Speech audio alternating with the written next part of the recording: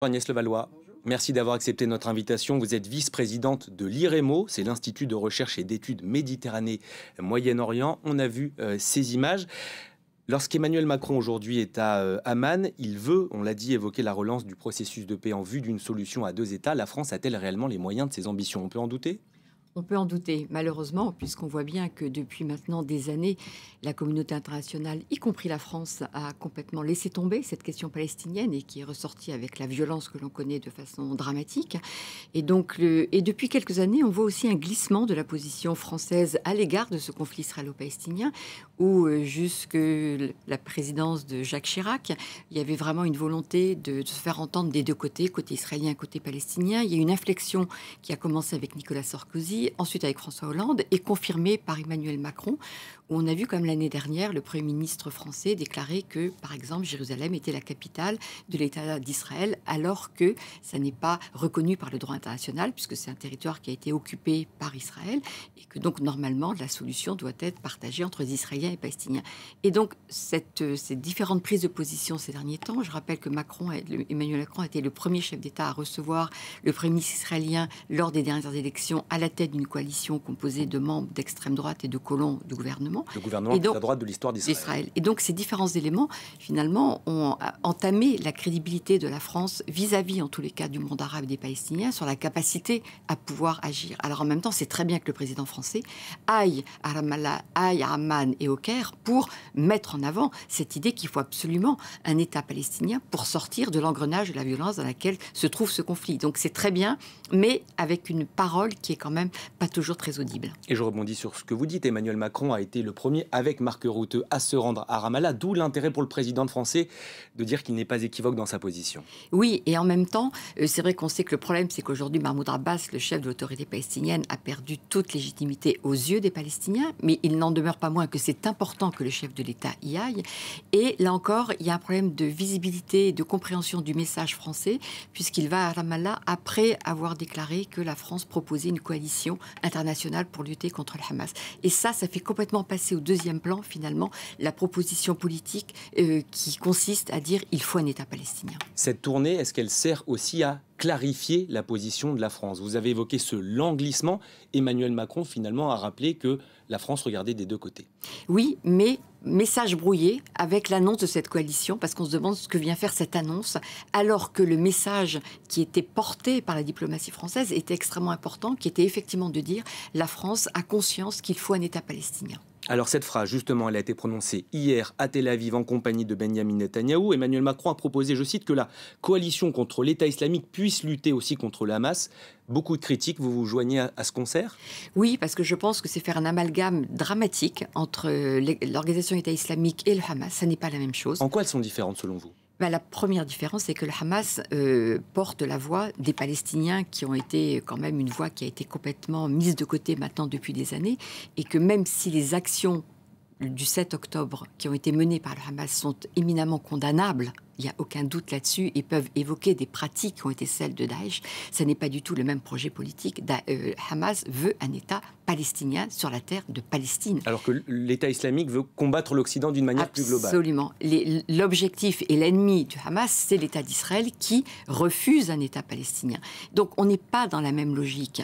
Et donc je trouve que de faire cet amalgame qui est le narratif de l'État d'Israël, et on peut comprendre les raisons pour lesquelles Netanyahou porte ce discours, mais que la France s'associe à ce discours israélien sur cet amalgame entre le Hamas et le Daesh me semble éminemment dangereux pour la position de la France, parce que qu'est-ce qu'on retire finalement de cette visite d'Emmanuel Macron à Tel Aviv? C'est cette phrase, et on a tendance à oublier la deuxième partie qui concerne les Palestiniens.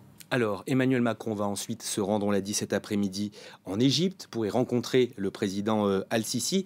C'est quoi le principal point de négociation? C'est l'ouverture du passage de Rafah, même si on doute que les Égyptiens vont l'ouvrir dans les prochaines semaines, dans les prochains jours? Alors c'est évident que c'est effectivement l'Égypte qui détient la clé de l'ouverture du point de passage à Rafah, qui a comme déjà été rouvert, alors dans des conditions vraiment très, très minimales par rapport aux besoins exprimés dans la bande de Gaza. Donc ça, c'est un point important. Et je pense qu'il y a aussi l'idée de la part d'Emmanuel Macron en allant voir le président Sisi, c'est aussi d'obtenir peut-être cette médiation pour le sort des otages, puisqu'on sait que parmi les otages qui sont retenus à la bande de Gaza, il y a un certain nombre de ressortissants français, et que le président de la République s'est engagé pour obtenir la libération. On sait que les libérations précédentes, il y a déjà eu 4 otages libérés, ce qui est évidemment très peu par rapport au nombre, mais on sait que l'Égypte et le Qatar ont été impliqués dans cette libération. Donc il y a aussi ce message, j'imagine, important de la part du président Macron vis-à-vis du maréchal Sissi. Le Qatar dont on parle beaucoup depuis le 7 octobre et qui joue un rôle très trouble. Pas trouble, il joue un rôle dans le sens où, abritant sur son territoire les responsables politiques du Hamas, eh bien, il peut effectivement être un intermédiaire. Et on sait que le Qatar est souvent sollicité par les Occidentaux pour la libération d'otages. On sait très bien que le Qatar a déjà été impliqué à la demande des Occidentaux et que le Qatar a les moyens aussi éventuellement de payer des rançons lorsqu'elles sont demandées. Et donc, trouble, tout dépend de quel point on se place, mais en tous les cas, c'est un interlocuteur avec soutien de la cause palestinienne et en même temps interlocuteur privilégié des Français notamment. Absolument, et on a besoin de cet interlocuteur. Donc finalement, on reconnaît aussi au Qatar un rôle que lui souhaite jouer et que là, il a une carte qu'il joue en fonction de ses intérêts. Un dernier message sur peut-être la politique intérieure. Lorsque Emmanuel Macron va à Ramallah, va en Égypte, est-ce qu'il parle, selon vous aussi, à une partie de la population française? Et il faut lire aussi dans un message de politique intérieure. Oui, je pense qu'il tient à rassurer, après toutes les tensions qu'il y a eu déjà en France sur cette question, le fait d'avoir interdit dans un premier temps les manifestations pro-palestiniennes. Alors, pro-Hamas, pro-palestinienne, on sait que le vocabulaire est... Oui, mais c'est vrai qu'il y avait aussi la défense des Palestiniens dans les manifestations, et même si certains défendaient le Hamas. Donc ça a été très mal perçu, ça, dans le monde arabe d'une façon générale. Et donc je pense qu'effectivement, en faisant ces déclarations et en allant en Jordanie et en Égypte, façon de dire, vous voyez bien, on est quand même tout à fait conscient de la nécessité de nous adresser au monde arabe et donc aux populations ici en France qui sont sensibles à ce message. Agnès Levala, je voudrais aussi vous interroger sur les toutes dernières déclarations de Recep Tayyip Erdogan, le président turc, qui considère le Hamas, je cite, comme un groupe de libérateurs qui protègent leurs terres.